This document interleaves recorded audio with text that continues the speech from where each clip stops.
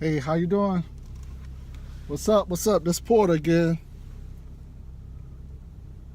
Excuse me as I'm backing up here. All right. Let me ask you a question. This is an easy question. Let me ask you a question though. I think they say that Bill Gates has what, about $52 billion or something like that. Let's say everybody that's in poverty that's in the United States.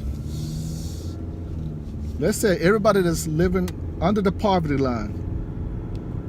Let's say Bill Gates gave everybody just enough money to keep them above the poverty line. Would that be enough? Some people might say, yeah, that's enough, that's enough, that's enough. But is it really? And here's why I'm asking this question. If you needed $25,000 in order to make ends meet, and once you got that $25,000 and you made ends meet, what happens the next day? What happens the next day?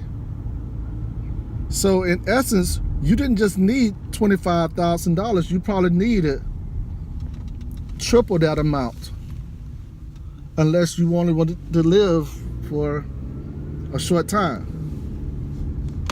The reason I'm asking this is because sometimes we want to just help everybody, and you want to help everybody, but in order to use your resources appropriately, you need to only try to help people that want to be helped.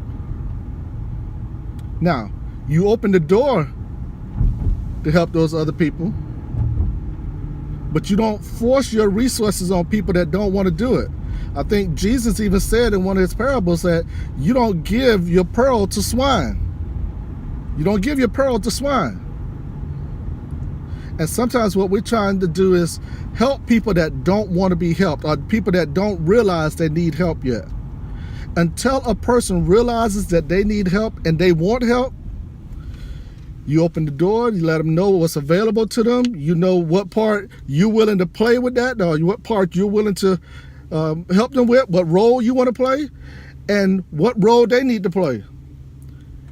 And if they're not committed to it, to that help, they're just going to throw away those resources that you could have used somewhere else to help somebody that really wanted help. When you read, I think it's Luke, is it chapter 8? I think it's chapter 8, starting at verse 15, I think, where Jesus talked about the seed that was planted on the hard soil, the seed that was planted, and then the weeds or things like that grew up and choked it out, and the seed that was planted on good ground. The way, and then at the end of that, he said, let those that have an ear to hear, let them hear. Meaning the people that want to understand more, let them come ask. And then later on, I think it was Luke chapter 15. And then later on, because verse 9, the disciples came back later and asked him to expound on what he was talking about.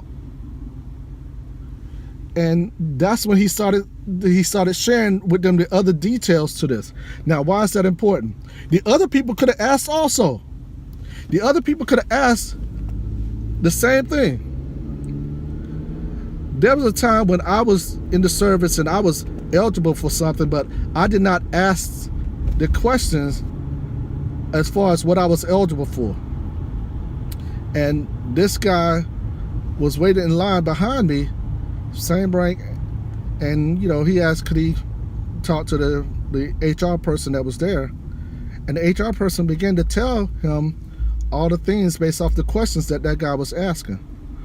Now, when the guy left, the guy that was asking the question, when he left, my thing to the HR person, because that HR person was supposed to be a friend of mine, I thought, I said, I'm eligible for those same things. How come you didn't tell me about that?